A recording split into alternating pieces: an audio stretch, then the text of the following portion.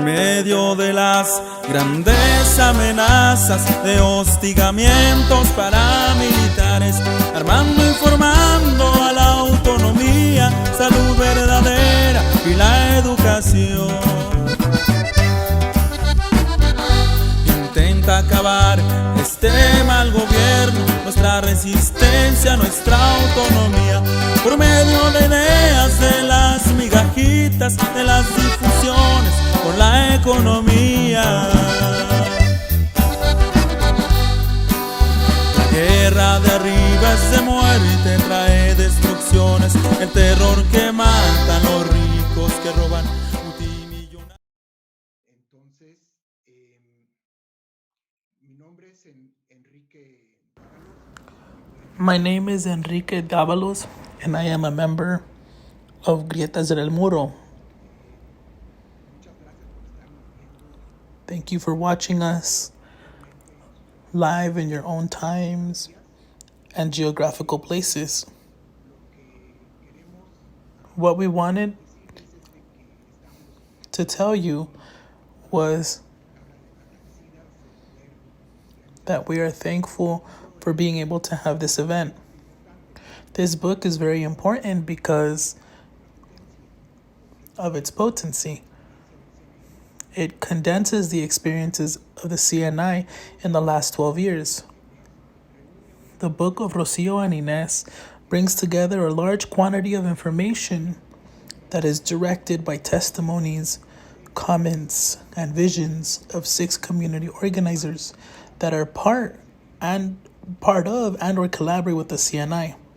The book leaves us in enormous rage against megaprojects and the brutalities that are becoming more sophisticated forms of attack and repression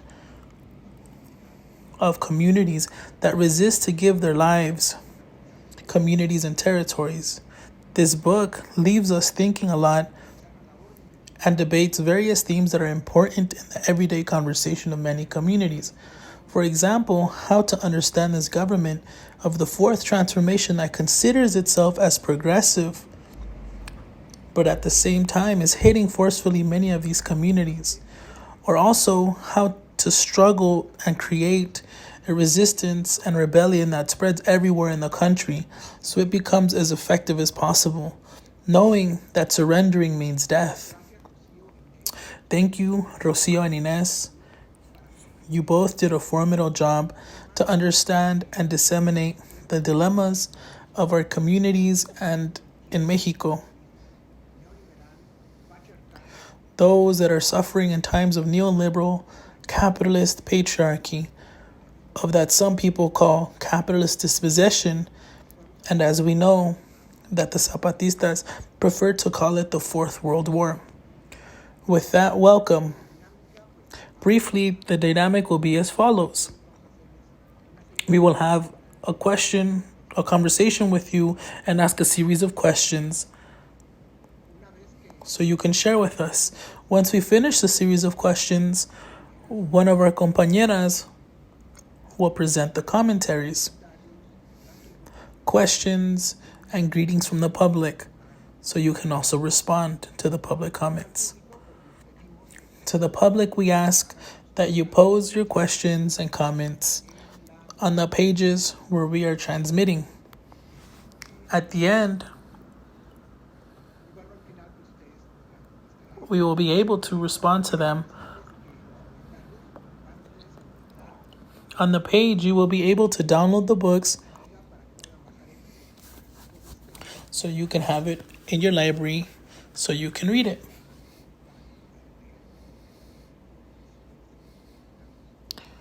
We recommend it a lot. This event is made possible by 4 organizations: Grietas en el Muro, Red MIC, Mujeres en la Sexta, and Sexta Grietas del Norte, who will be translating the video and uploading it publicly in English. Well then, Ben, would you like to introduce yourself? Are you there? Or Clau, si alguna la vez if any of you would like to present yourself. Yeah, I'm here. I don't know, I am having issues with my camera. I don't know why, but hi, compañeras. Hello, compañeras. It is a pleasure, a heartful embrace to be able to share your knowledge and your feelings in these dialogues. And as I said, it is an embrace to the heart to open with this book, to go exactly to the heart of the matter and to begin to discern here. I will be collaborating with Itas en el Muro, collecting your questions, your observations, and more. So in a little while we can open the conversation with Inés, with Rocio, with Rosa, and Enrique, and to open the dialogue, because that's what dialogue is all about, to see where we are standing, where we are looking, and also what to do, because what is missing, but we're also doing several other things, and we're becoming more and more hugs. Gracias, Bea. Claudia, Clau. Saludos, ahí, ¿se escucha? Sí, muy bien. Ajá. Saludos, compañeras, Greetings, compañeros. Es un enorme, enorme compañeras, placer, compañeros. It un is a gran great pleasure to horizonte se see you amplía here. cuando tenemos aquí A a great nuestras horizon compañeras expands que when we hacen have todo here este our maravilloso libro compañeras y que who aborda have estas written this temáticas wonderful de book las that luchas deals de los with the compañeros issues del of the Consejo Nacional struggles Indígena y de los pueblos of the originarios. compañeros of the National Gracias, Indigenous Rocío, Congress gracias and the Inés regional por peoples. haber hecho este Thank you, libro tan Rocio. Thank you, maravilloso Inés, for having made this book y so por brave aceptar and esta so invitación a important, estar aquí con nosotras and for para accepting this poder invitation to be here with compartirlo. us to share your Y pues book. aquí estamos. Muchísimas gracias y acá So here seguimos. we are. Thank you very much, and we'll keep going.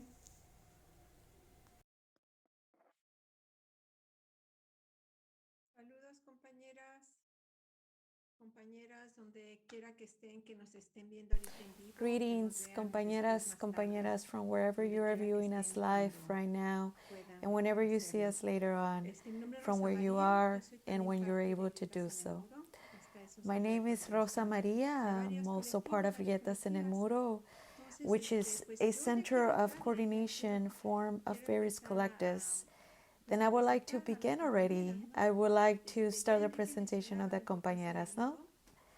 As Enrique has mentioned about the importance of the book, for me as well, what I think that is very much important is that this book is written exactly from the inside of the center of the struggle. And these authors, well, they have been there. Actually, our compañera Rocio Moreno, well, she has been fighting, and she's a commoner from the community of Coca in Mezcala, Jalisco. And since she was small, she has been fighting against dispossession, against discrimination, and against these projects themselves, the ones they mention in the book, and against this grand extermination that in repeated occasions the CNI has denounced. She herself has been a victim of the repression that they speak about in the book. She, like many of our other compañeras of the CNI, has been jailed for defending her territory. Then this is why I mentioned that it is very important that they're speaking from the inside. They're speaking on how one lives that repression from the center of the community. Not only is Rocio Moreno a defender of human rights and of the territory, she is also a historian. She also, like many other communities, what happens when you're in the struggle for the territory, for defending, there's also a search for the necessity of recognizing their identity, no? Rocio has workshops that she coordinates, workshops about community history, working towards the recovery of that history. That same history that official schools have denied to the children. Therefore, the children in Mezcala know their history from the inside, not like it has been told from the outside. Rocio, in addition to being everything of what I've mentioned, she is a concejala of the Indigenous Governing Council. She has been named by her community because these are the customs from the National Indigenous Congress. She has been named by her community to represent them. And you can imagine being part of the CNI and part of the Indigenous Governing Council, how many struggles she has walked. And this is why I think it is very important that this book was written by Rocio in addition to Inés. And for your part, Inés, thank you for accompanying us tonight. What we wanted to highlight about her is that she is also an activist and a compa who supports organizing processes, but who is also preoccupied in researching the distinct forms of living where there is confrontation and resistance to capitalism in various geographies through the formation of autonomy and autonomous zones. And particularly, she is interested in how transnational online networks are created and supporting the CNI and resisting communities in Mexico, Chiapas, and all of Mexico. In particularly, since 2008, she has been closely working with the Coca community of Mezcala. She has been in the periphery working on her studies, and the community misses her dearly in Jalisco, Mezcala, so that way she can continue the struggle and fight for the defense of their territories. More recently, aside from organizing with the Mezcala community, she has become involved in the global struggle for life that is being promoted by distinct communities in the nation. Let's remember that this is the second book that Rocio and Inés write about the CNI. The first book also narrates the important organizational experiences that we admire. Inés does not like to highlight her credentials, but I want to mention that she is a postdoctoral fellow that is in connection or relation to the Rosa Luxemburg Foundation, and she is also a postdoctoral fellow in sociology, where she is engaging with the complex concepts to try to understand our current capitalist moment and the struggles that we have in the University Autónoma de Puebla. Well, thank you both, and let's begin with the first question. So this is the first question to Rocio and Inés. You both write that the main object of this book is to articulate and amplify the voices of 6 compas that collaborate with the CNI, with the objective to give a general panoramic view of the ways that megaprojects emerge throughout the national geography. Your objective is to show how distinct experiments and distinct forms of development that is capitalist and global, which manifests in distinct places. You both also write, but also collaborate with the CNI, and how our compa Rosa has said that you, Rocio, are a concejala. After writing this book, knowing that it's an intense experience that attempts to present a collective vision of the experiences of the CNI in the last 12 years, what would you say hit you or impressed you the most in creating the sketch of community struggles? What has stayed with you after writing this book? What is it that we learn to do things differently? Well, then I'm not sure who wants to start, but let's begin with one and then go to the next person.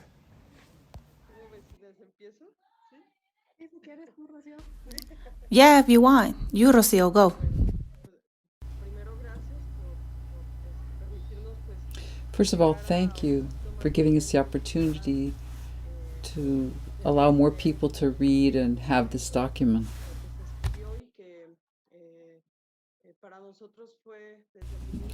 From the very beginning, it was very important for Inés and myself to give voice to the people from the communities.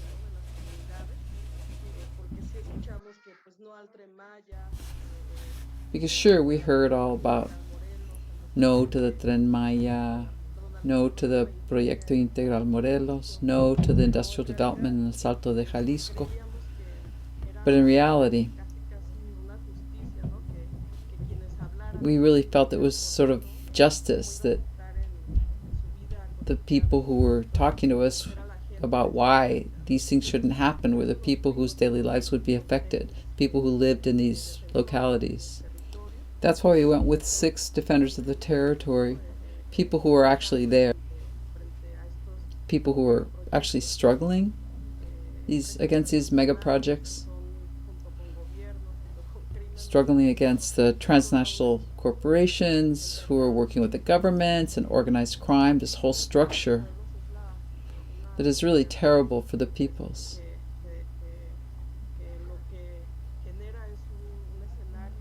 It's a combination that generates a really discouraging and almost hopeless situation.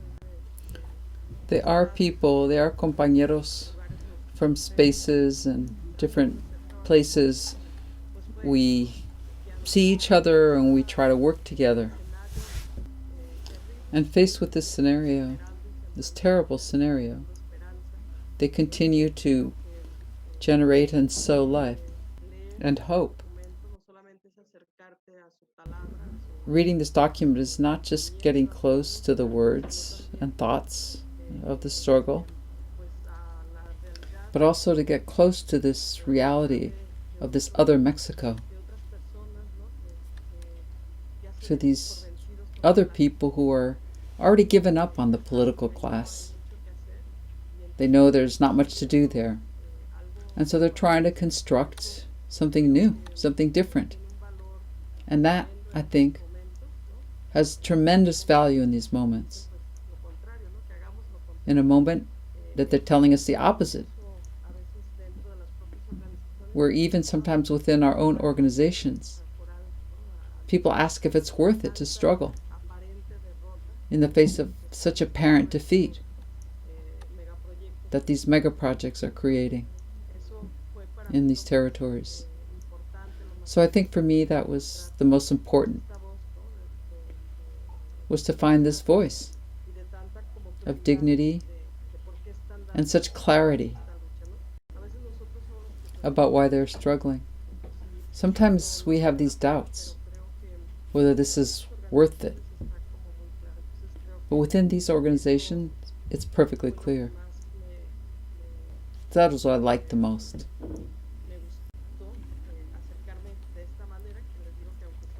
Getting close in this way to these compañeros of Inés and myself also allowed us to observe them in a different way.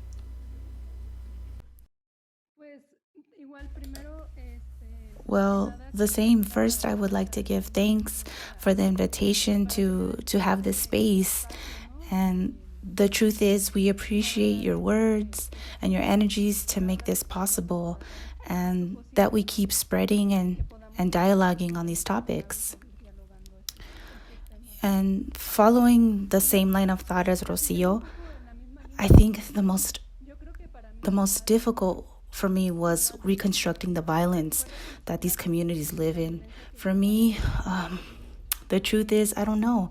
I don't know how to express the sensation that is provoked from hearing the compas say how they fight and how they push through living in such an intense, so vile, and in such a crude situation. I can't find the words to express this. This part was hard for me in the sense we are constantly hearing about the paramilitarization. We know about the assassinations of our compas and how the repression is and how the militarization increases this throughout this country. We are not unfamiliar to that reality, but to put it all together, it was like a bombardment to the mind. The truth is, I don't carry this with me. I keep the opposite with me. Like Rocio, the hope that they weave, these collective, these organizations, these peoples. For me, this is what fills me with a lot of life and a lot of hope to change the things. It's admirable, the dignified manner in which they resist. And well, yeah, they look for another way to demonstrate to us how to perceive the world. For me, something that I constantly remember is like this emphasis that they would give. For example, Bettina, that we have to understand that we are not separate from nature, that concept that we have constructed about nature as something so foreign from us, and to understand ourselves, like how Mario tells us in the book, right? That we have to listen around us to our river, to our ancestors, and constantly thinking about the past and the future, the new generations that are to come, and to always understanding ourselves in the harmony around us. Yeah, for me, that was one of the teachings that stayed with me, because I think if we think about the romanticization, or how we think about how Indigenous people are with nature, for me to think about these perspectives and how they understand themselves in the world as part of a whole. And that's why they spearhead the struggle for life, not just for the struggle for humanity. That was something that I found so beautiful, and that we hope that the book also expresses.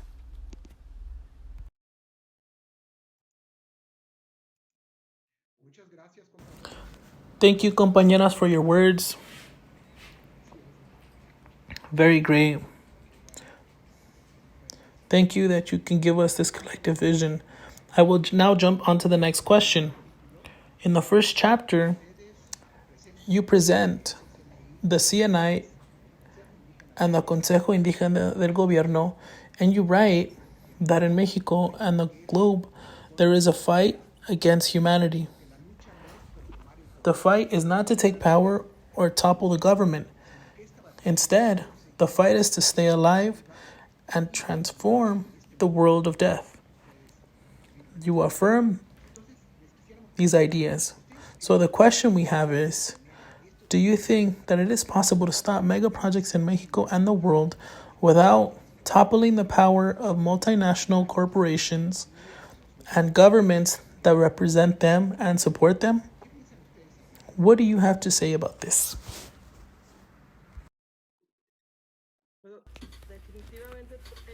Definitely, they always talk about that. I think in this moment, or at least this is what I try to understand, is that they're trying to create a different kind of politics. It's not like these movements, that they weren't exactly wrong. It's the movements that we knew about, from 10, 20 years ago, movements that sought to mobilize and take power, or to defeat the government that exists. In this case, it's the government of López Obrador. So these people who are kind of defending, they don't even care. They're not interested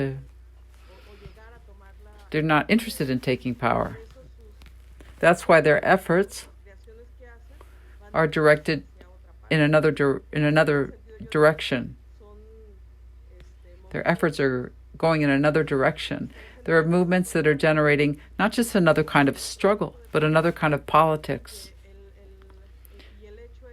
And the difference is the objective. Why are we struggling? Before, we believed that getting rid of the actual government and putting a government that we like, that would represent us, then the solution that would solve the problem. But it's been clear that that's not the case. That doesn't resolve anything. There's just a change of power. But the structure and the system remains in place. Why he's against the Tren Maya?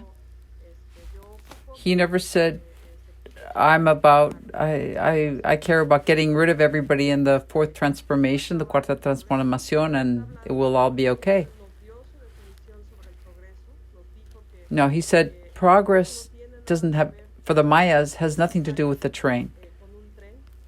It has nothing to do with these big monocultures, these genetically engineered soy monocultures. It has nothing to do with the contamination that's being done in the water tables,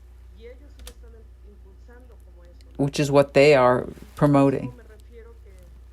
And for that reason, I think that they are struggles, very fresh struggles and full of dignity, because they're not seeking what we sought before.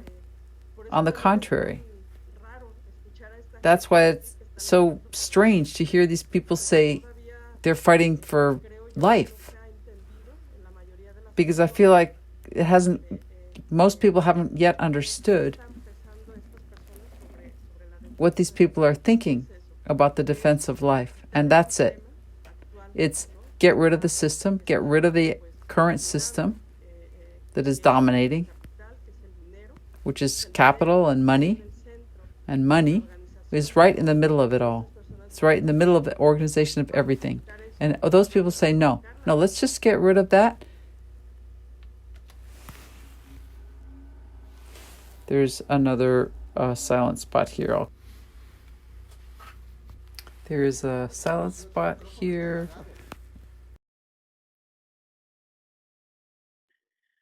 Perdón, no se escuchó entonces nada de lo que ha hablado.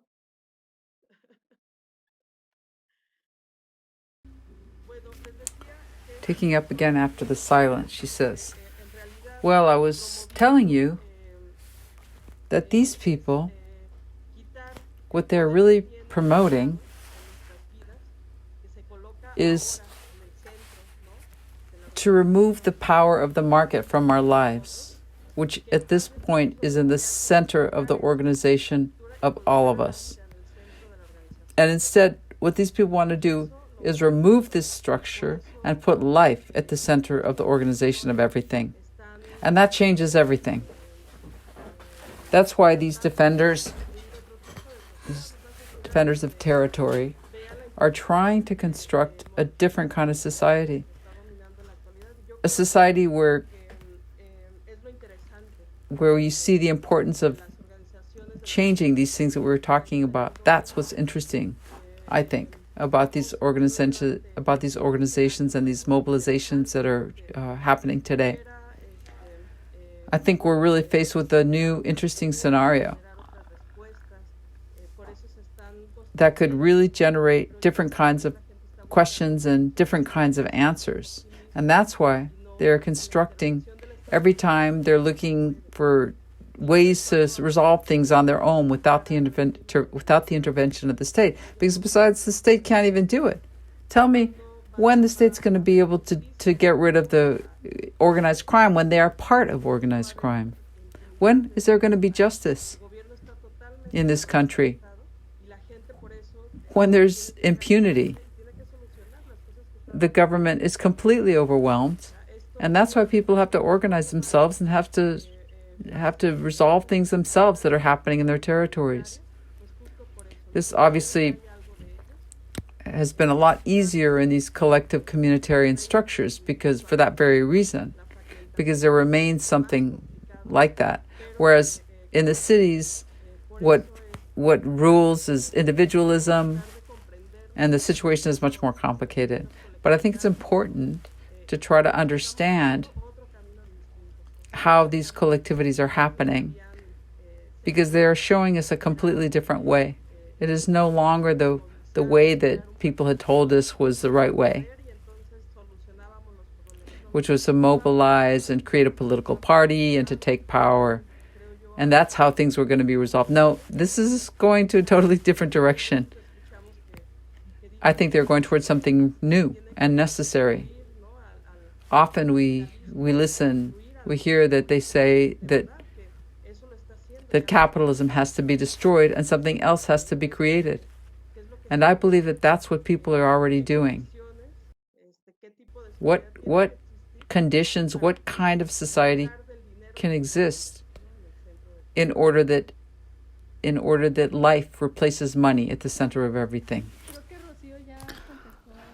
Well, I think that Rocio answered the question really well, but just to add a little bit more to the discussion and to the dialogue, but yeah, exactly what we see, Rocio and I, is yeah, the solution is not in the state. In the search for power, well, yeah, the solution is not there.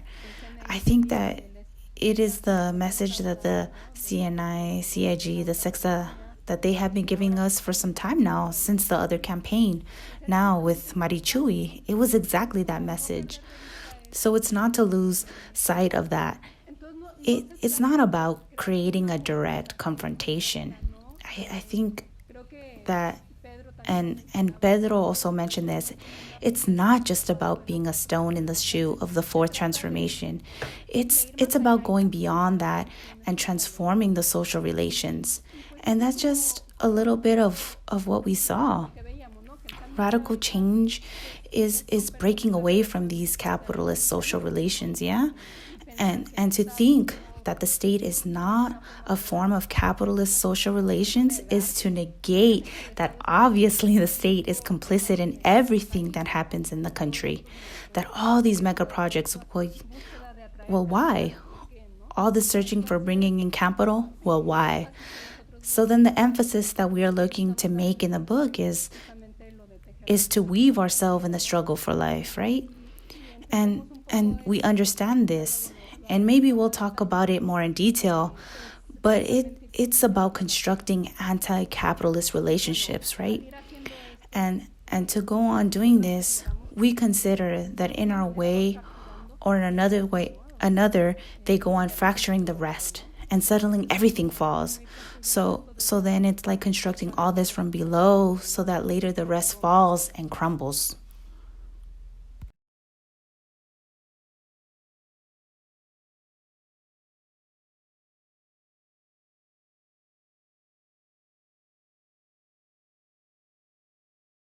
Rosa, no te escuchamos. Rosa, we don't hear you. Rosa, Rosa, no te escuchamos. we don't hear you.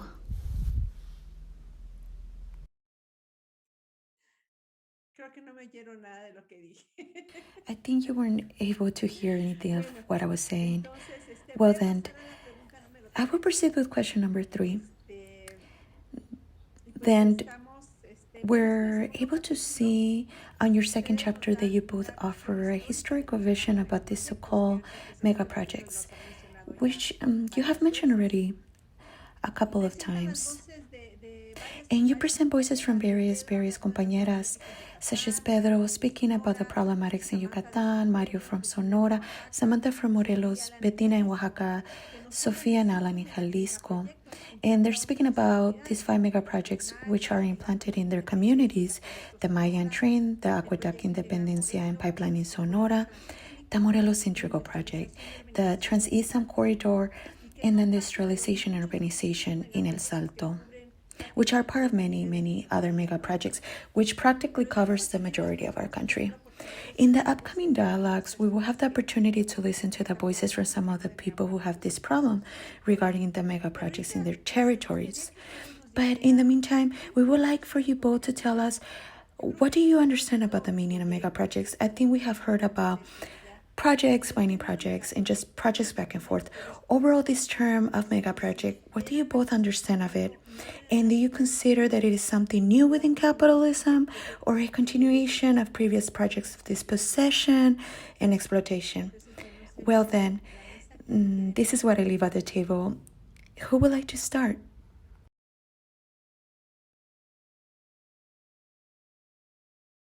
Bueno, creo que empezando con lo último, ¿no?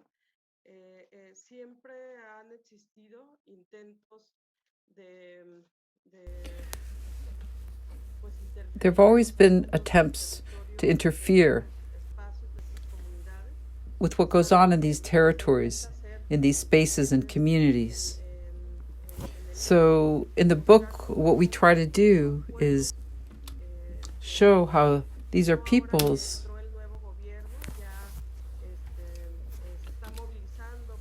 who have not just now started to mobilize themselves against the new government, specifically, or the PRI or the PAN or now to the Morena. No, These are peoples who have been struggling for 500 years, confronting all the different actors that are characterized by the fact that they all seek to submit them. They seek the submission of the peoples and the delivery of their territories. And so that little by little the autonomy of these communities be eliminated. But there are also scenarios like El Salto, which is a village which is within the metropolitan zone, within the urban zone of Guadalajara, and they don't have that particular past. However, they also share the same idea. You can see how progressively people start coming into the town to the extent that the village allows them, trying to take over these parts. I would like to mention something that's really very important to me. That in my head, the idea of megaproject, I thought it was like a thing, like that it was a corporation or a business.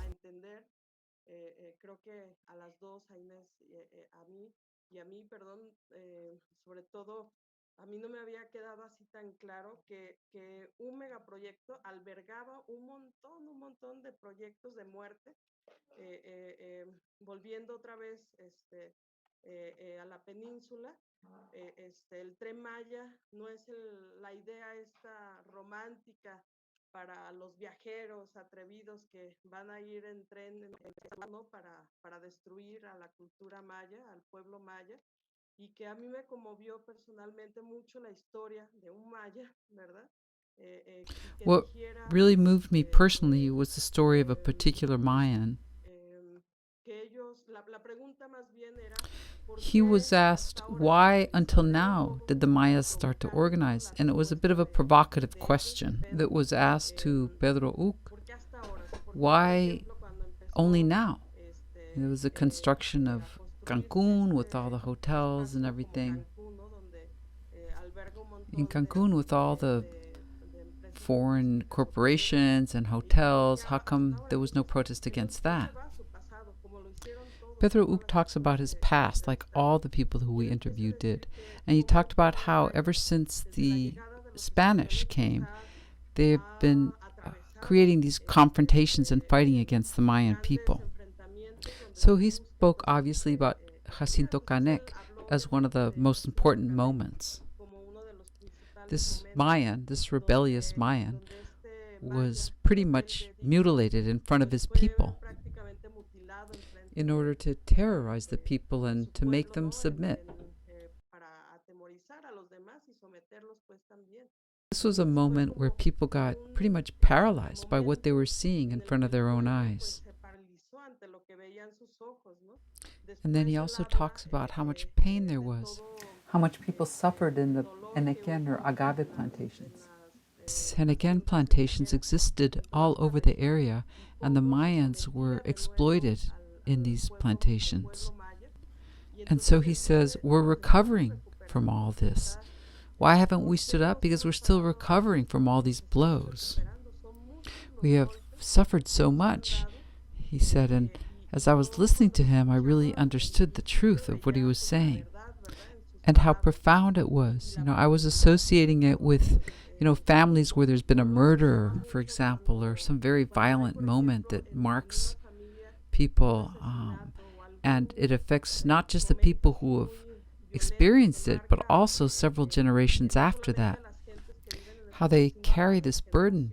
And that's exactly what Pedro was talking to us about. So the Mayan people are carrying this heavy load. So this culture, this Mayan culture that gave so much knowledge and wisdom to what we now call Mexico, for it to be oppressed in this way, to fall and then to pull themselves up and then to fall again and again. We are dislocated, we're disjointed because of what they have done to us in the past. But we are rising up again. And for me, that was very moving. And he was not the only one who spoke about this. Many of the struggles shared this. The Zapatistas, I say the Zapatistas, I mean the people from the middle of the country, the Morelos Integral Project. Well, they talk about Zapata. They say, look at Zapata today. So I think we can't lose sight of this. en la actualidad, ¿no? Entonces, creo que eso es algo que no podemos perder de vista. So we have to understand these megaprojects as a kind of warehouse of a bunch of developments that dispossess people from the many dimensions of their life, and that besides, the people have such a fresh and lively consciousness. Y que además tienen como esta conciencia tan fresca y tan viva los pueblos, ¿no? Que creo yo que es la que les I think this is what allows them to position themselves and to confront them, because it isn't easy to fight Monsanto and to fight against the Morelos Integral Project, which is what they are fighting, and the people of El Salto who are close to Jalisco. They're fighting all the multinationals. It's crazy to say we're going to fight against Coca-Cola or Pemex or the mining companies, but that's what they're doing. Contra Pemex, ¿verdad? Contra las mineras, pero ellos lo están haciendo. Ellos lo están haciendo y creo que es And I think it's exactly because of that spirit that they carry, even though it's mutilated and has suffered so much violence. At the same time, it strengthens them.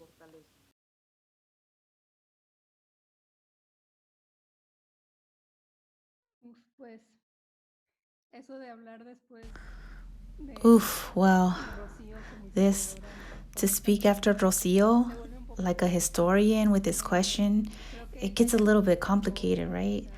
I think she illustrated well as she was recounting.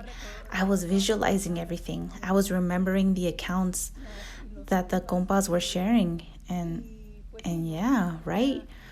When we started asking them to explain what are mega projects, it was impressive in the way that they had to go to the past to explain what we were asking.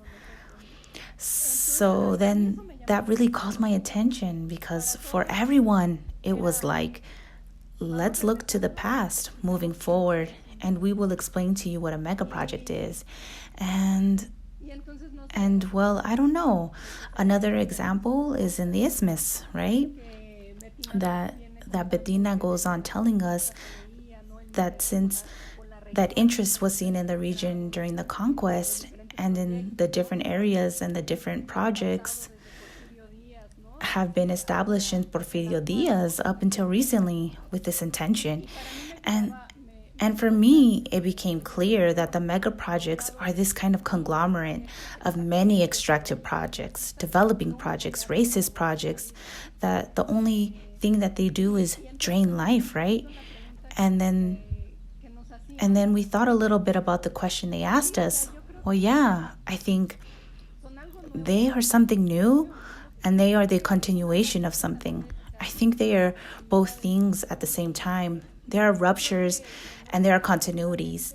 And I think what is new is in accordance with the crisis of capitalism, that it becomes even more aggressive to counter this crisis and to stay afloat. Additionally, we are seeing that they are draining what we badly call the natural resources, that this could explain all the major violence and power that these projects have.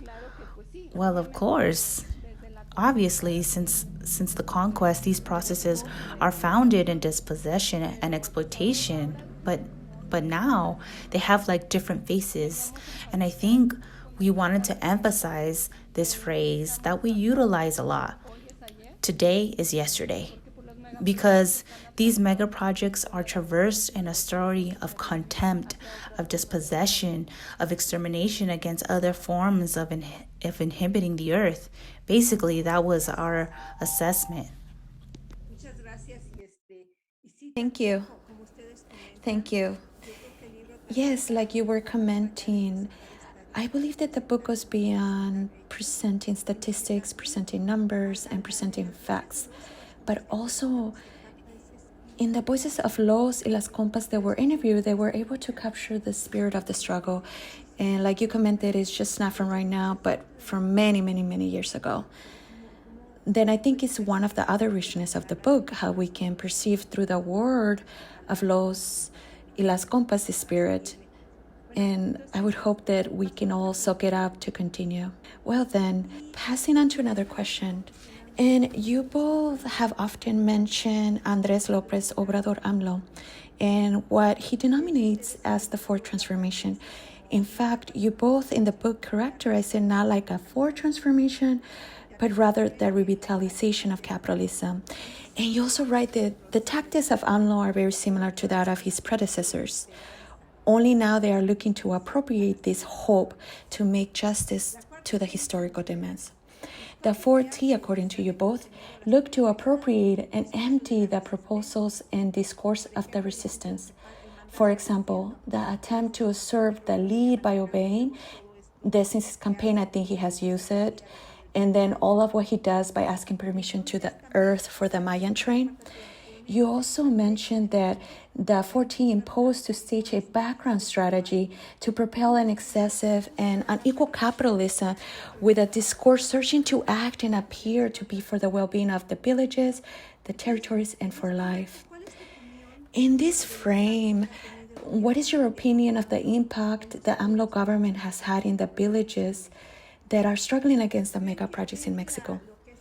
Do you think that what AMLO has done with his 4T, it can be summarized in these two ideas that Samantha and Bettina mentioned in the book, when they say that if something has changed, is that everything has intensified, meaning that there's repression and everything.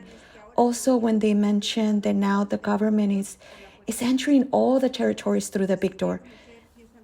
Therefore, what do you both think about these two things?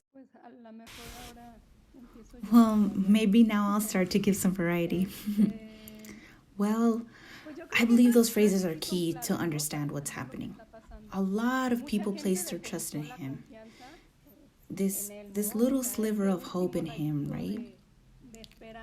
And well, that allowed for the doors to be open to him. Allowed him to do whatever he pleased, including, well, let's return to what happened in Morelos, right? With the Proyecto Integral and how he had promised, well, not to do it. Because he compared it to the construction of a toxic dump site in Jerusalem. And the first thing that he does is this. Well, this is exactly what we see now. For me, there were various factors. One was through the cooptation, right, that he was able to gain. Many placed their trust in him, and that allowed that the struggle to be fragmented to a certain extent. Another thing for me that has caught my attention is his attempted appropriation of the indigenous. From his first ceremony with the staff of leadership to the reconfiguration of the INPI and the recent utilization of Marichui's photographs as propaganda against racism. Those are the manners in which he has aimed to appropriate the indigenous discourse to justify his developmental projects and to say, no, here there are communities that support me. There are communities that support me.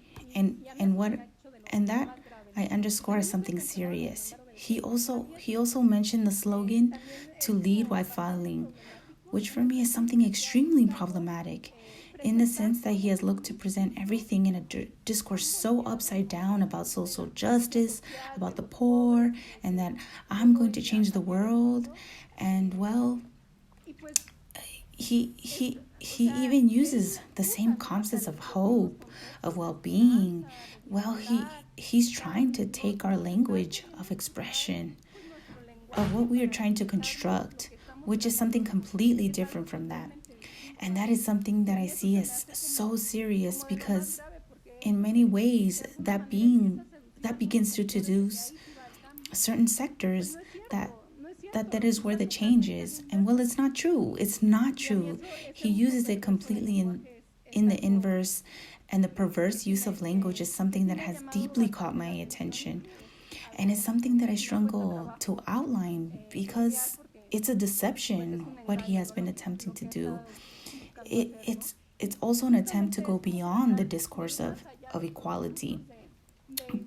We go back to the same thing, to not believe that the solution is in the state, in a democratic society, and also to not see what's important is to not solve poverty with social programs and ready systems. Instead, to transform the social relations of domination that perpetuate those inequalities and oppression. That would be it.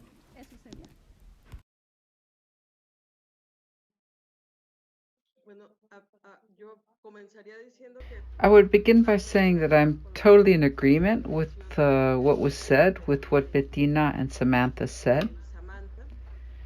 I would only add that all our interviewees were in agreement on the fact that the market, capital, power, the politicians, they all needed the discourse of someone like López Obrador in order to give life once again to this system.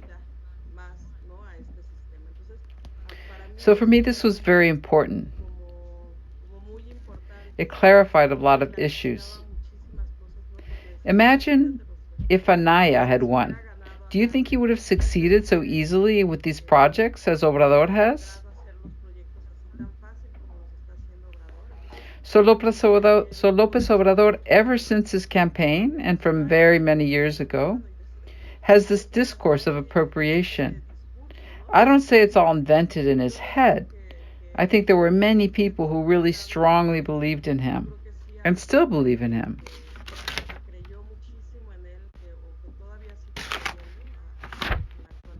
Because it's easier, it's more comfortable to think that as a country, as Mexico, where we've been drowning in such deep problems and crises for decades, to keep believing that some good person, someone with real talk and a good heart, will solve things.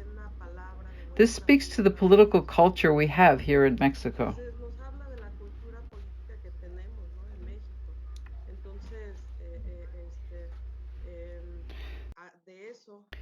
So it's working for him. As the interviewees pointed out, it worked for him, so he was able to enter. The door was wide open for him to initiate these megaprojects. And it's very violent, the way he's coming at it, the way he's talking.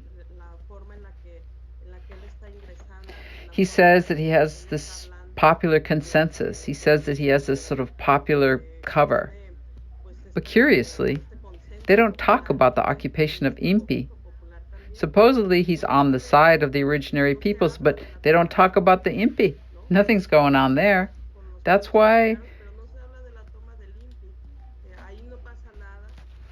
he has that planton there outside the Zócalo, which he does recognize. Those are the people that are mobilizing against him. He talks about them and he exhibits them, but he doesn't go with the Otomi women who are there in the INPI. Why isn't that made more visible?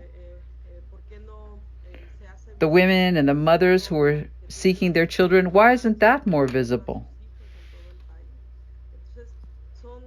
So there are tremendous things that are happening in the government, in the left, supposedly left, progressive, popular government that is supposedly fighting against corruption.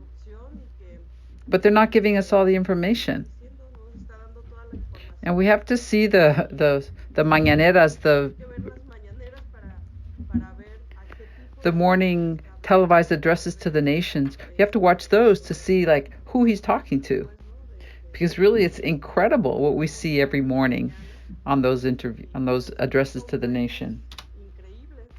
He paints the picture of a really incredible country. We'd love to be living there, you know? But it's not true. That's not the reality. And look at the things that he's saying about COVID. Everything is fine. The whole idea of the fourth transformation is going great. Why is anybody complaining? It's been going great. So I think that to confront this very aggressive discourse Faced with this, many of the interviewees say the organizations fell apart. What does it mean to say that the organizations fell apart or got disarticulated? It means that people sort of threw in the towel and said, oh yeah, finally, a government of the people has arrived. Now things really are going to change. So I think this is what's so dangerous about López Obrador's discourse. I'm shocked about the increase of the National Guard in the streets, in the markets, in the plazas, outside the churches. Our streets are militarized, and we don't say anything about it. Whereas in other governments, we would complain about something like that. So this government has made very many advances. And now also with the COVID, which many of the interviewees commented on, we were pretty much locked down in our homes. But these development projects continue to move forward. What they had been unable to accomplish before, they were able to do in this situation of the epidemic. These projects are immune, just like the government is. So I would like to emphasize that. I was really impressed by the clarity of the people when they spoke about how this is exactly what capitalism needed in order to keep going. Otherwise, people were going to rise up and protest even further. On the other hand, if you bring someone in who says everything is fine, he's with you, he makes a few modifications. Like we've been given our aspirin, we've been given our acetaminophen, but the problems haven't been resolved. There's no profound change, really. And that's what we found listening to the people. Thank you. Thank you, Rocio and Inés. Yes, it's very true what Rocio has mentioned in regards to the militarization. I remember somewhat prior to Peña Nieto exiting, there was a huge mobilization all over the country. I can't remember the name of the program, but in this case, there was a dread towards militarization in the whole country. Then Amlo arrived, and then he promised that the army will return to its quarters. But what is the outlook right now? With the Mayan train, the army is in charge of it, and it will benefit from it. Not only that, but also these armed forces are in charge of the airports, the banks of well-being. They're also participating in different programs such as the Sembrando Vida forestation program, in addition to acting like immigration agents. Like you said, we're getting used to seeing them in the streets, riding their trucks with their enormous weapons, with their faces covered. Then this is one of the examples. On one side, in prior governments, our civil society rejected this type of militarization. And then when he arrived and started doing this in front of our eyes, it has been accepted, unfortunately. And this is taking me to the following question, because you both, in addition to speaking about the mega projects, you also talk about the role of the state in relation to the mega projects, as well as speaking about another phenomenon that we have in front of our faces, which we live with every day, and we have already become accustomed to: organized crime. But we don't link it up with the mega projects, and we don't link it up with the state, and even with the armed forces, when in reality, everything is related. Then in chapter 4, you both talk about this, and it's one of the chapters which I believe is the most painful, because it presents with their eyes such a grotesque reality that it seems almost like a movie. Now, you both speak about the complicity between the state, the capital, and the organized crime, I guess the Defense for Life. And here's where we see the evidence that shows the CNI struggle for life and against the complicity that exists. Then, as you both mentioned in the beginning of this chapter, with a phrase that I believe hit the nail on the head when you said, "Those who have decided to fight for life have decided to give theirs." Afterwards, you present to us a list of more than 40 names of compañeros and compañeras from the CNI that have been murdered or have disappeared just now during Amlo's government. As you have said, it is something that is incomplete because there are also many, many murders that have not been denounced. It just haven't been, even though every time we can see on the CNI page the complaints of the compañeros and compañeras speaking on the dismembering of bodies and about the repression. Then next, we see that this has become a practice to obtain earnings. The village's natural wealth becomes a curse when then death governs the country. What can you both tell us about all of this? How can you explain and give sense to the complicity between the ones that are portrayed as the good ones and the others who are portrayed as the bad ones in the movie? At the end, this is a reality and everything seems to be connected.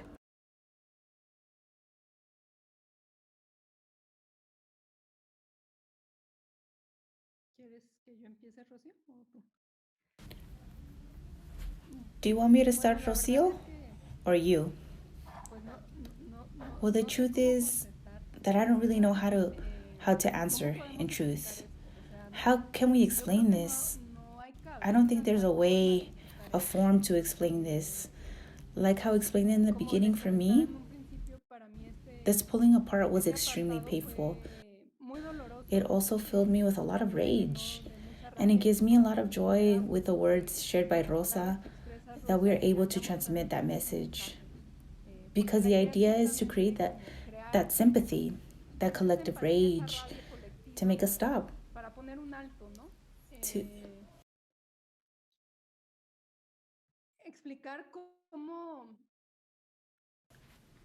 To explain how they massacre people just like that. What happened, for example, in the community of San Mateo del Mar in June? How can we explain this? What kind of explanation can something so cruel have? For me, it's not a question of trying to explain this, because for me, there's only one explanation in the mentality of a capitalist. Someone who views money as more important than life. The only thing that they look for is the expansion of capital over new territories, societies, and benefit to extractive companies with major violence. And well, we in Mexico, we see this perverse link between capital, the state, and organized crime. It's not just about organized crime. They would also tell us about how companies would also threaten communities if they aren't quiet, because obviously those nexus exist. There is also what they mention about the mining police. Why is there a police force to protect the miners when they are the ones who are not only devastating the environment, they are also creating extreme violence in the community, a paramilitarization in the zones? Why create a mining police? I don't know. For me, it was impressive, to remember how compas in Oaxaca confronted a mine. And at the end of the day, they won. And then later, threats. And resisted it. And then for what? So then how do we explain this? I don't know. The truth is, I don't know. And I think the best thing to do is not to find an explanation. Instead, to fuel our rage, to not permit this to continue from happening. Perdón, no podía desactivar el micrófono. Estoy totalmente de acuerdo con lo que dice Inés. I totally agree with Inés. If we don't get indignant about this, nothing is going to change, because they already made this huge alliance. What Inés is saying, it's really incredible to watch how the gunmen of the mining company are organized crime, not just the police of the mining companies. Just blatantly, they circulate in the streets of the villages and the cities. They're completely protecting this market. So I sort of agree that there's no explanation. There's no really way to explain it, but it's real. Maybe on the one hand, Mexico knows about the connection between the state and the organized crime. We know it already. But so until when are we going to like stand up and get indignant about it? I talk about Ayotzinapa all the time. How is it possible that 43 young people have been disappeared? How is it possible that the police took them? The videos are there. They put the young people in a police van. It wasn't an unmarked vehicle. No. It was the authorities who took them. And so why can't they tell us where they are? As long as we're in that kind of Mexico, we're living in that kind of Mexico, it means we're not indignant. That is, we can't just keep turning the page when these scenes happen. These massacres, these brutal massacres in this society. There's no explanation. There's no explanation. There's a reality. They walk together. They protect each other, government and organized crime, and the market. And we are the ones who are paying for it. That alliance, that death alliance. And so I think that this chapter and, well, the words of these people, which are to not stop being filled with indignation, and that we can't forget these things. I think we are so submerged in violence in this country that it kind of immobilizes us. When you see something that shocks you, you get kind of immobilized. And I think that that's what's going on in the country. At least I hope that's what's going on. And it's not just that everybody's just accepting it and seeing it as something normal. Because that's the problem. If we normalize violence and we accept the fact that every morning there's bodies thrown into the streets in bags. Here in Jalisco, it's just so intense. There's not a single day that goes by that people don't talk about graves of more than 40 bodies. It's so crazy. And that's a little bit what this section was trying to do, to remember all these people, to talk about the lives they led, and also to mark the point that they're no longer here with us. These people are defenders.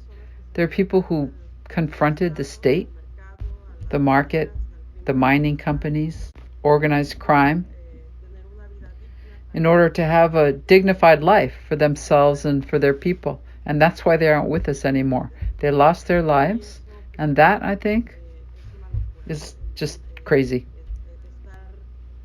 And as we share these stories, I think these people just don't value life. Look at how they assassinated Samir right outside his house. They yelled at him and made him come out of his house. Why? Why do these situations happen? Because human lives don't have any value. They're just talking about something else. Life doesn't really represent anything for them. That's why we titled the book, and not just the book. That's why there's this slogan in all these mobilizations and all these villages, which is they're fighting for life, because that's really what it's about.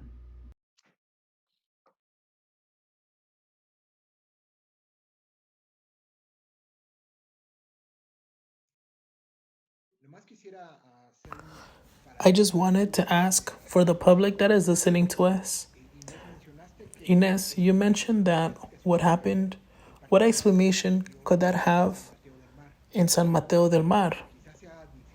Maybe it is hard to say, but I would like to ask you if Rocio or Inés would tell us briefly for the people that are not familiar with what happened in San Mateo del Mar.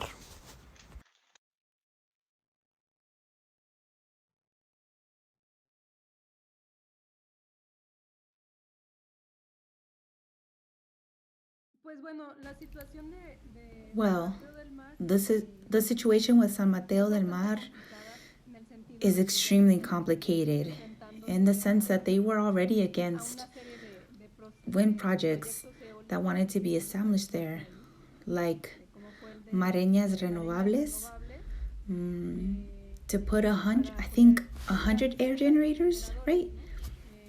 And then came the reformulation of eólicas en el sur, winds in the south. That was in 2018. And what happened in San Mateo is a very common practices in the communities. It's that they tried to fragment via politics. So then they try to break the traditional customs of governance of the community and create divisions in the community, right? So then all of this obviously mediated by businessmen that are behind this and more. Well then, in the community of San Mateo, at the commencement of the pandemic, there was already an outcry against all this violence inflicted on the community. And the government looked for, alongside deploying the armed forces, to surveil the situation. And on the 21st of June, a massacre occurs in San Mateo. The National Guard was there. The National Guard didn't do anything. They retreated. And that's how we lost so many compas in that struggle.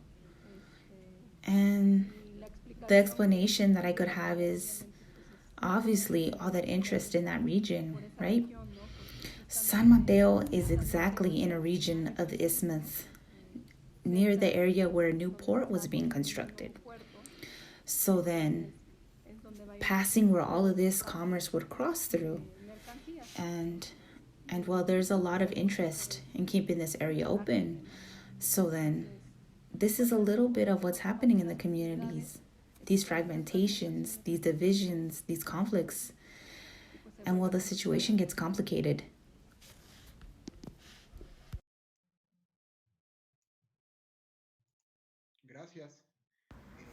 Thank you. Let's jump on to the next question. In the two final chapters, you share with us the pandemic, but mainly the dignity and resistance. You write about Marichui and the strategies that are used to defend life. You highlight the strategies that are used against the disinformation, legal defense articulated through mobilization, visibility against contempt of the official forms of communication, and globalization of struggles against isolation. Also, you highlight the importance of internal strengthening of communities. You cite the Compa Samantha when you say, in these times, collectivity has been transformed to something submersive because you are betting on the system and betting on individuality. These words remind us of the EZLN in the recent comunicados, where they say that the most subversive is simply to struggle for life. And you are citing the compañera Sofia that proposes the throwing of a cable of trust when the water is reaching our throat, to throw a cable of trust. Trust strengthens resistance and hope, and it strengthens identity of communities. You both pose a critical question because we have seen that when communities struggle for life, they are also defending and recuperating their roots, languages, and cultures. You ask, what does it mean to be indigenous in this fight for life? And we ask you, what does it mean to resist and fight for communities of the CNI? And what is the participation and perspective of women and youth in the resistance and rebellion of the CNI? And how do you intercept these perspectives of women and youth? How do you intercept or weave in this struggle, community struggle, knowing that women have their own struggles against patriarchy and femicides, and that youth have less perspectives and are being manipulated by programs of youth entrepreneurs? What do you think?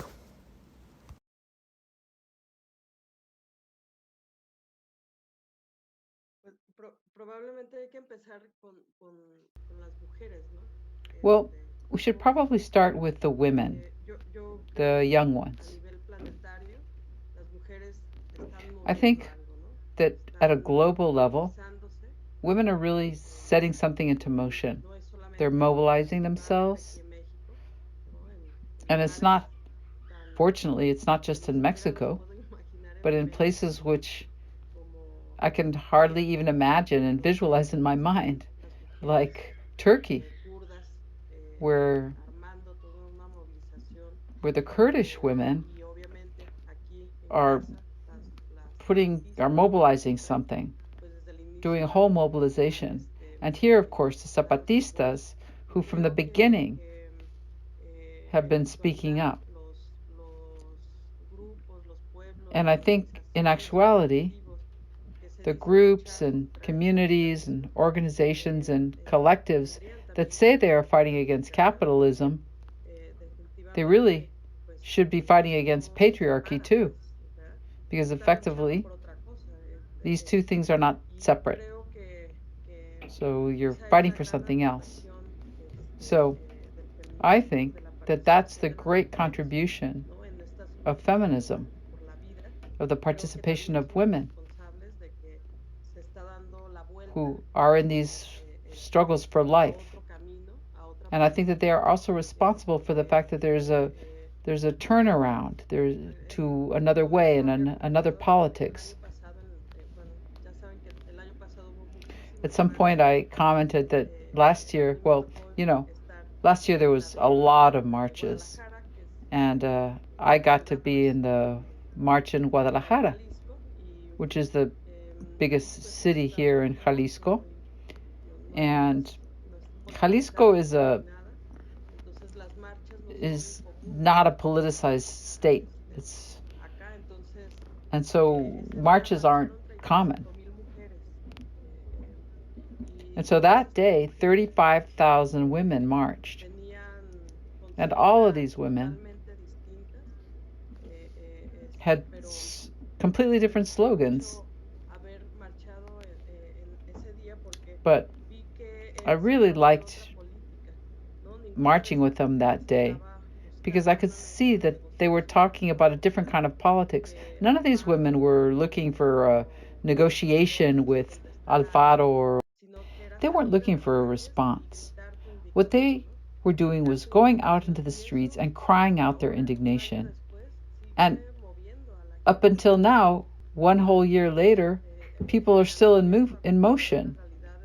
Some people are like understanding realities and new realities.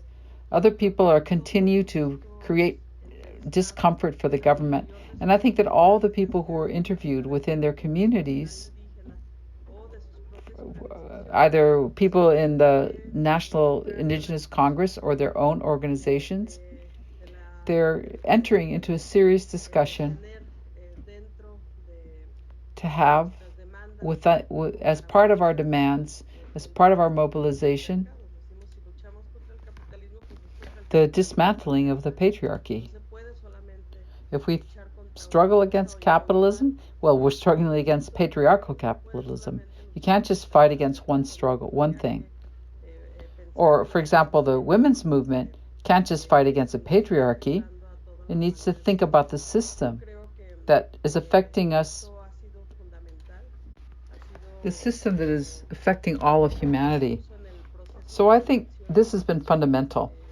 It's been, in particular, in the process that is mentioned when there was an intention to make visible to make originary peoples visible through the candidacy of Marichui.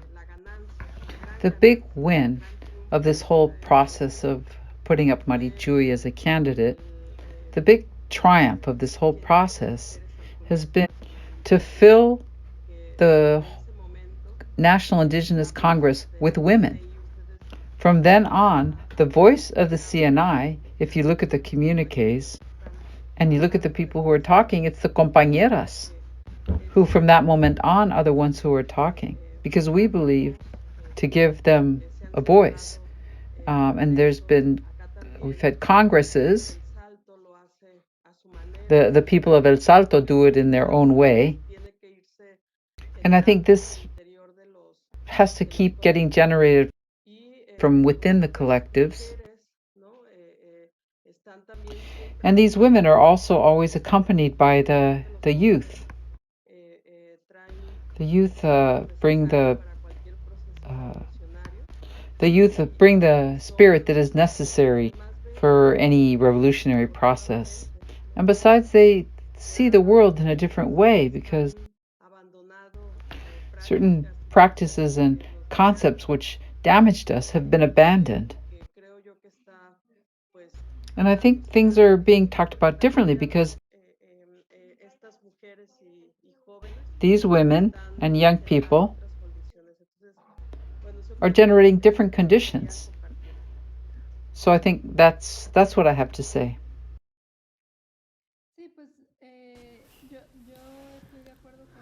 Yes, well, I'm in agreement with Rocio. Obviously, it's not about romanticizing ourselves as women, but rather to try to see what have been those conditions that have pushed us to not be quiet, but to yell together, stop. So then trying to see the potential in this and see that potential not as an isolated struggle only for women because of our own questions. And like Rocio said, no, it's not just about dismantling capitalism. Because if we individualize the struggle to only dismantling patriarchy, then we're going to get lost a bit because I don't know. Well, you visualize, the Hydra. I really like how John Holloway talks about the Hydra in his interpretation of this, that it's this monster of a thousand heads and we have to cut one. Well, yeah, another one grows back.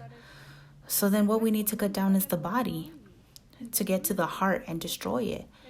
So then it's to think about not factoring the struggles as well. Give that voice, give that space, and to give it that process, and while always thinking about a broader collective. And right now I'm reflecting a lot on the words of Bettina when she was explaining to me about how she understood solidarity in regards to this struggle from people who we can categorize as not coming from an indigenous community. So then she was telling me that it's not about solidarity, but about reciprocity, because they are actions that are realized in the benefit of all humanity. So then that's the important point. To think about what matters is not a struggle of whether you are indigenous, women, youth, or if you're from a specific race or whatever it is. That doesn't matter. It's about understanding ourselves in that collective. And I don't know, the communique from the EZLN, the recent one, that first section that talks about just that, the differences that are there have to be placed to the side to find commonality, so that together we can defend life. So that would be how to create a world where basically many worlds fit. I'll just say that.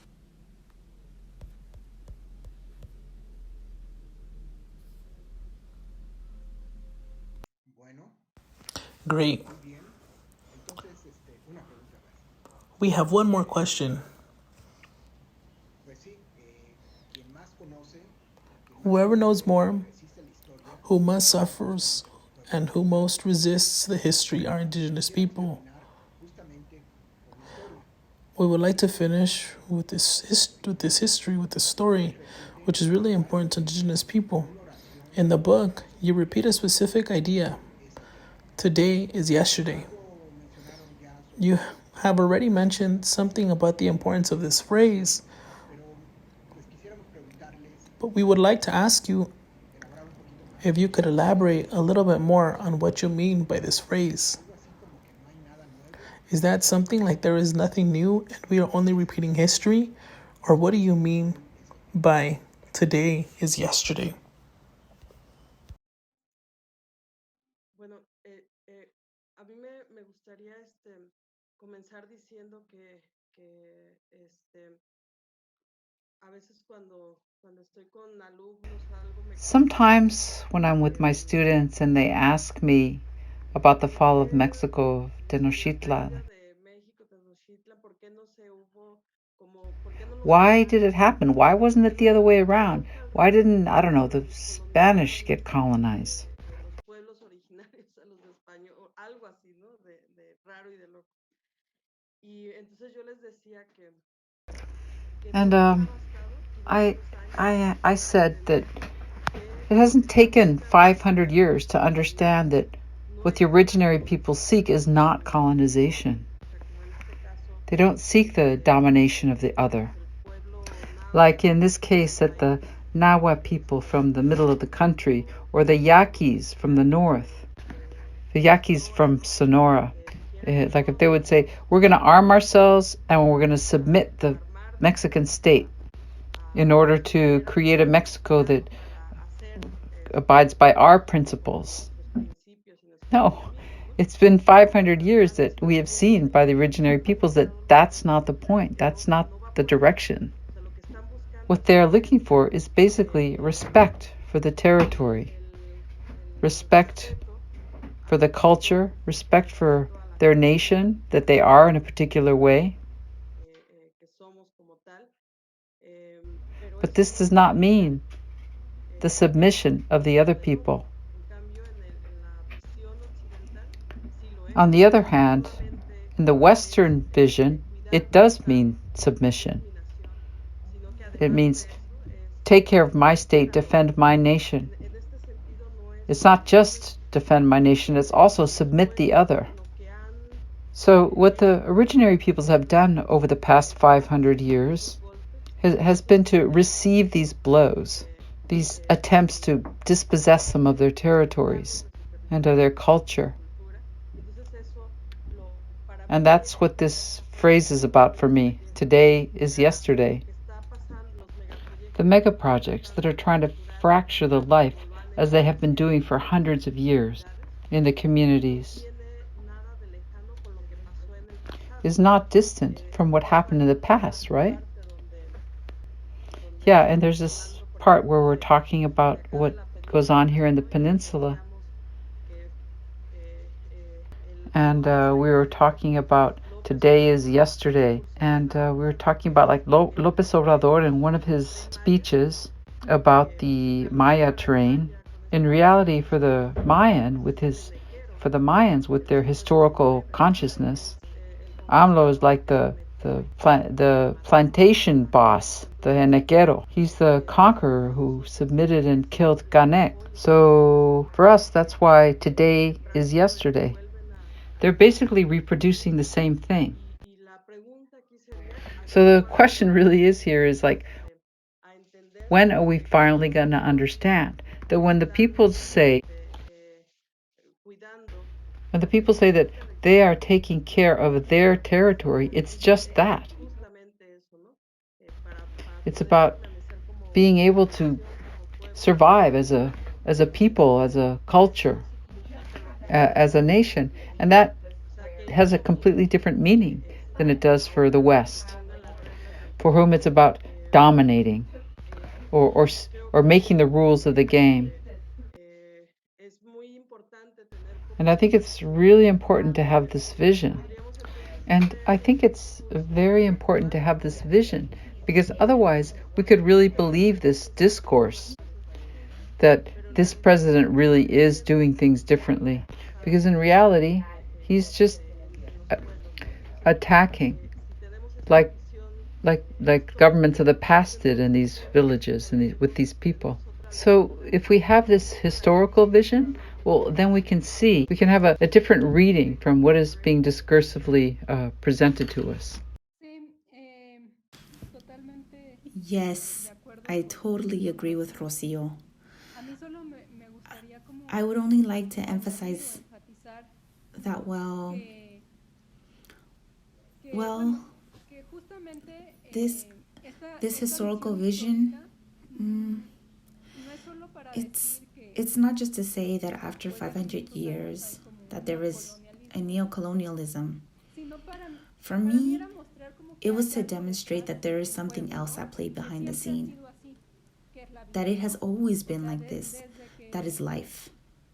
Since the conquest, what has been at play since the arrival of not just the Spanish, but of capitalism. In this territory, it was that. So then it's to explore that continuity. It is to reflect that now, that the only thing that links us to the past is that they are continuing to drain our lives in a million different ways.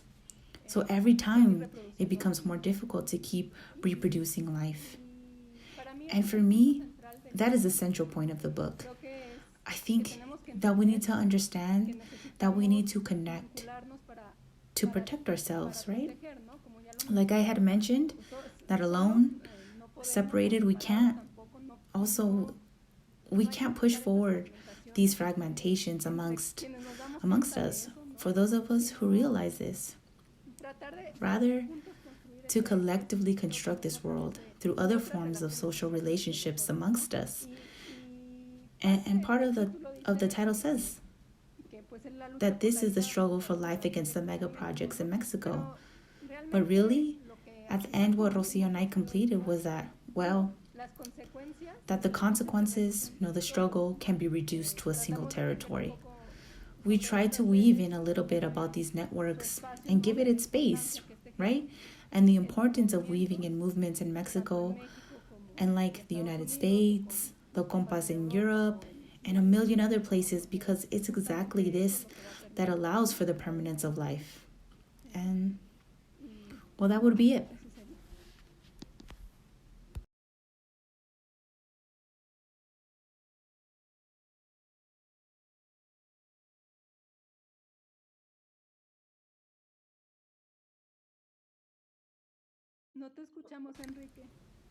We don't hear you, Enrique. Muchas gracias. Thank you very much for sharing a complete panoramic view. Entonces ahora Now, pasar we are going to pass the questions that have come up palabras from what you have shared. pedir a la compañera We would like to ask our compañera Bea if they could help us with this part with the questions and the greetings from the public.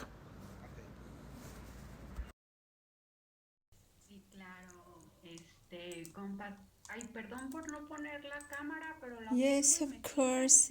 Sorry for not putting the camera, but I put it on and it takes me off in 5 seconds. These things about technology. Intelligence is on us, not in the computers.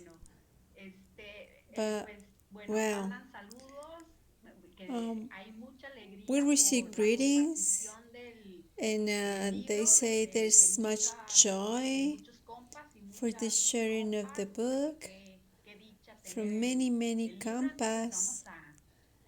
They say that it's really, really, having the book is really a joy. Let's continue reading the book. And we hope that it goes all around the universe and beyond. Then, well, there are questions, there are greetings, and the questions are kind of it seems to me that you have already talked about it, but maybe it would be good if you can go a little bit deeper. Like here we have a compita from New York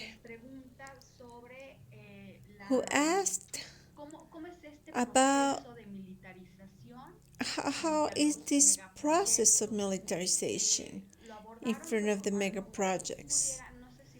Yeah, you approached it, but maybe you could, I don't know, if you could go a little deeper, explaining what you heard about how this militarization process is. And, well, it seems to me that it comes together with this part of paramilitarization and everything that entails. Uh, do you want me to read another question? There's another question just about the story that Rocio you were just sharing. It is about whether history, if history makes emphasis,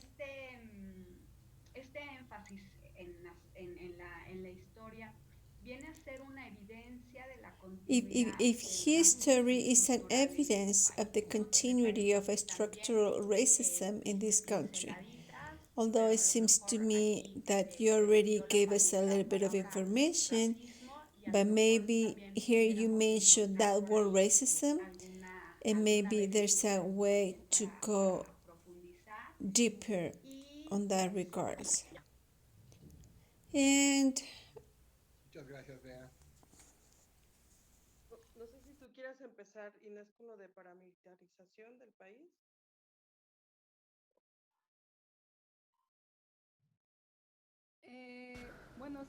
Well, yes. Well, a little bit of the vision that we shared, it's like many of the things López Obrador said before being elected, that he was going to put an end to this war without violence, right? So then, when the pandemic happens, it's like a really important moment in Mexico because it proves that the creation of the National Guard and that they're going to take up certain actions that the police were responsible for before.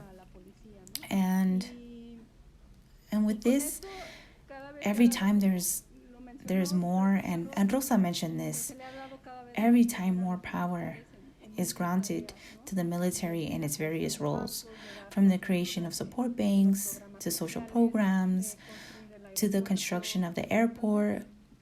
So then, to start, they also have a stretch with the Tren Maya. So then to start, well, it's that. They are the ones constructing, as in, well, we can't say everything, but in certain parts, they are constructing the mega projects. It's not just about guarding the zone, but rather they are dedicated to constructing them, and also with the same purpose of social programs, but also with repression against the Central American migrants that I think we also have to mention, right? With all the racism, with all the repression we are seeing from the National Guard against Central American migrants, which is part of the same, which, as it has been said many times, to create this new border in the southern states of Mexico, to hurdle in all the manual labor from Central Americans, as well as the communities of other Mexicans, to contain them there. So then we have this practice, but this is also coupled with the paramilitarization. We can read any communique from the EZETA or the CNI where they denounce the paramilitarization. And they also make reference to the collusion with the state. It's not that there hasn't been mention of all these paramilitary groups. Everybody knows their names, everyone knows where they are, but nothing is done about it. So it's about also seeing that complicity and not responding. I also already mentioned in the case of San Mateo that the National Guard was present. right? So then it's that basically. I I don't know if you want to offer more, Rocio.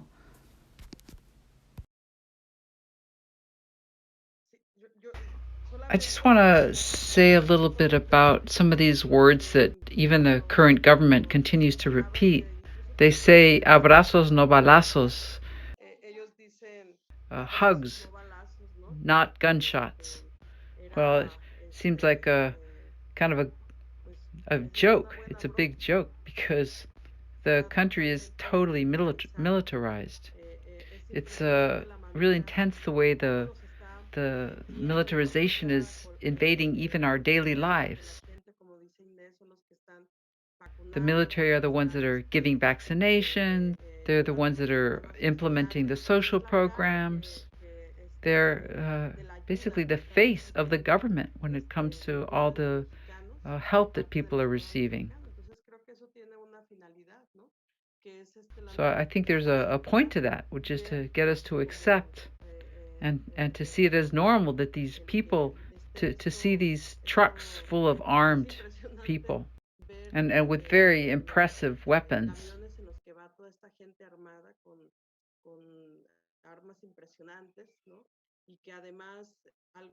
And another thing that is not mentioned much, but I also think that the Army is avoiding a lot of legal processes.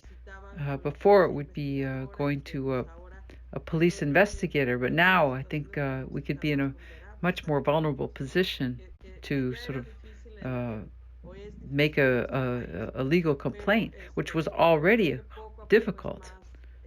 It's always been difficult in this country, but I think that it's more and more of a problem, and that's how the government has succeeded in introducing it into daily life, and nobody says anything.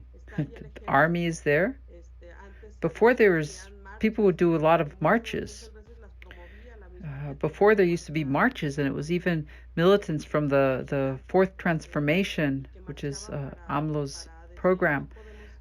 People used to march saying this country can't be militarized, and now it's being done just full force. And I'd like to talk a little bit about this question of institutional racism that we uh, deal with in Mexico. I think it's one of the main problems in our country. I think that Mexico really just doesn't know what to do with the indigenous peoples. Uh, the indigenous people are denied, repressed, incarcerated, devalued. The problem is that they haven't succeeded in doing what they've been trying to do ever since the process of the conquest.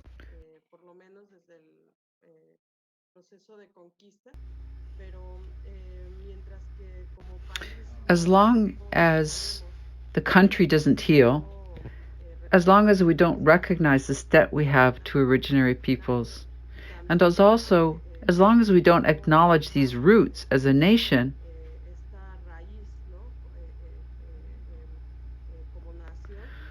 well, then I simply think it's difficult to build a country where there can be consensus and respect.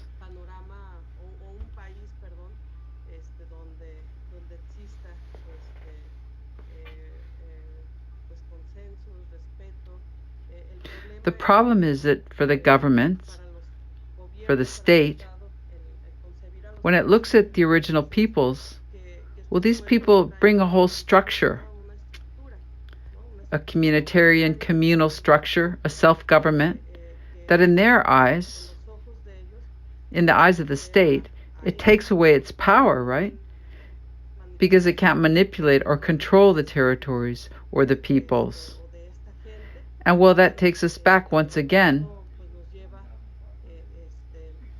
to this historic problem.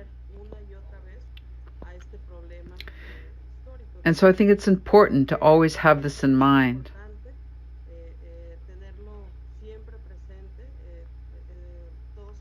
All of these places where we interviewed people, they are part of an originary people's community, and they all carry the burden of this institutional devaluation.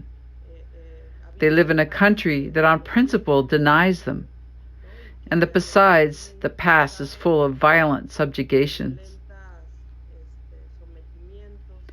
But also, there's been great resistance from the communities. And well, fortunately, this is what has made it possible for them to continue to exist. So that's undeniable. It's present. The time we saw the really blatant example of institutional racism was when the compañera Marichui was proposed to be the voice of the peoples of the Indigenous Governing Council. And the comments that were so hurtful from many Mexicans. No, Marichui looks like the girl who works in my house. So how can we inhabit this country with this confusion and with this ignorance? Then there's some weird fast-forwardy thing that goes on with the video here.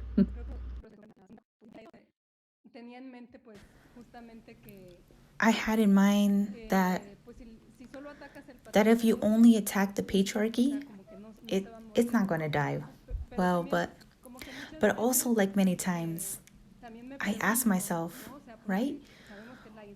Well, we know it's the capitalist hydra, so in a way, it would be like capitalist social relations that we have to attack, right?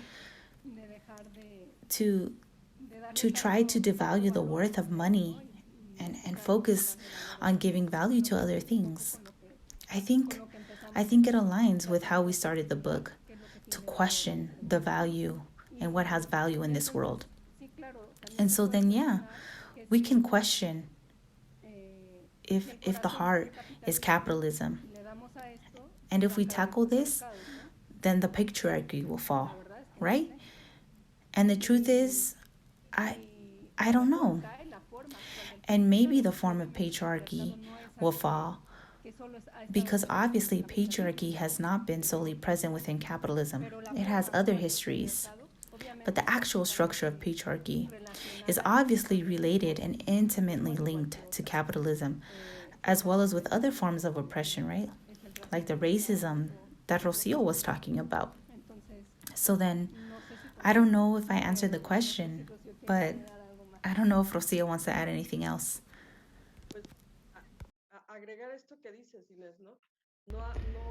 Well, we don't really know, but I think this does give us clarity. We're not looking for a recipe. Steps to follow in order to finish this. But what really is going on? I think that new consensus are being cooked up.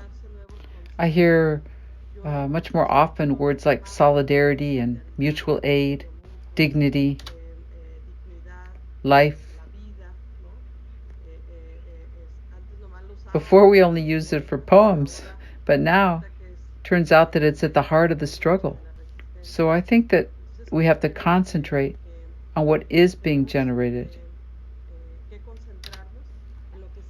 And what are the things that we're getting opportunity to practice and to speak up about and to conceptualize. Because the other thing we definitely don't have, and it's hard to have because of the way that we live. We are trying to construct other realities, like the Zapatista compas, other worlds, or a world where many worlds fit. But also, we are in this world inhabited by violence and racism and contempt. So I think that what can orient us is what is getting generated. So what can orient us is what is getting generated. And unfortunately, there's no answer to this. I think that the image of the Hydra allows us to understand that capitalism is not just an economic problem as we used to think, that it was just a matter of modifying the economy. We're talking about a the multiplicity of forms that capitalism has taken. And I think that what we're being invited to do is to build something new. And that is really hard, even to think about it. So imagine actually doing it. Well, that's what we're on about. But it's not impossible. And evidence is the fact that many people, without the permission of the state, are doing that. Wow. Maybe following your thoughts, Rocio, maybe the hydra capitalista doesn't have a heart. Maybe the question is different. Maybe the question is, what do we do with this beast? If it has its millions of heads, it might not have a heart. We might have to think differently.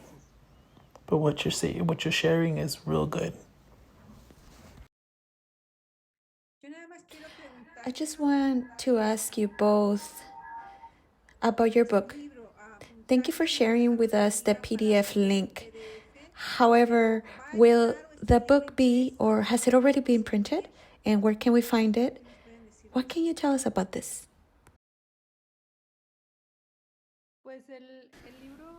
Well, the published book, due to the funds that we collected, allowed for the printing of 500 copies that we have looked to distribute primarily amongst the communities who participated in the book. And we are trying to have the book reach other communities. We are looking into how, during such difficult times, to get the book circulated. But if not, it's not easy when we don't have these kinds of gatherings. But for the moment, the book is completely free, and all the people who want to read it can, and share it electronically.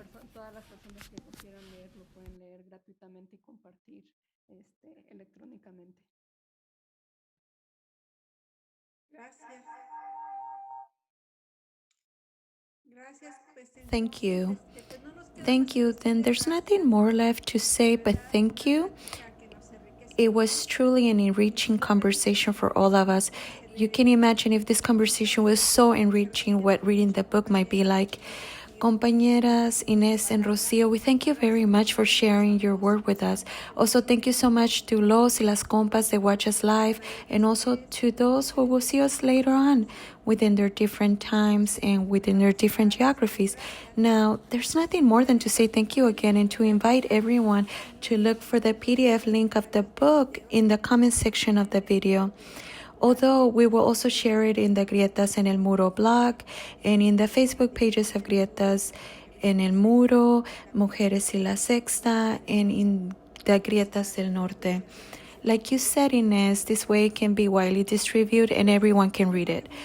I think that it was very wise of us to start this cycle of dialogues with you both, since you both gave us an ample outlook of what these communities fighting against these mega projects have been living, which opens the door for our upcoming dialogues, where we will host different villages and struggles of the CNI.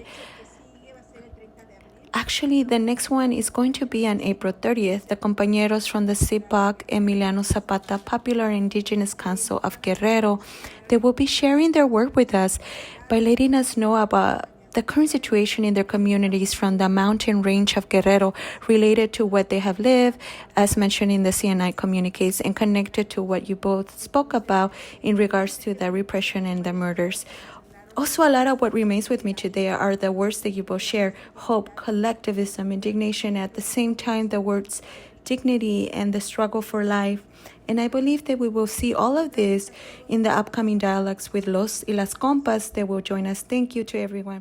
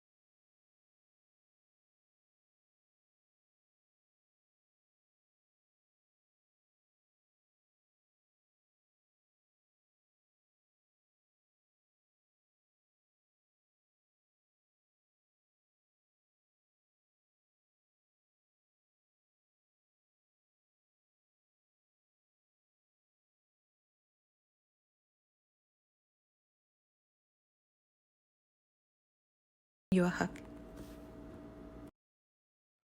Muchísimas gracias a ustedes.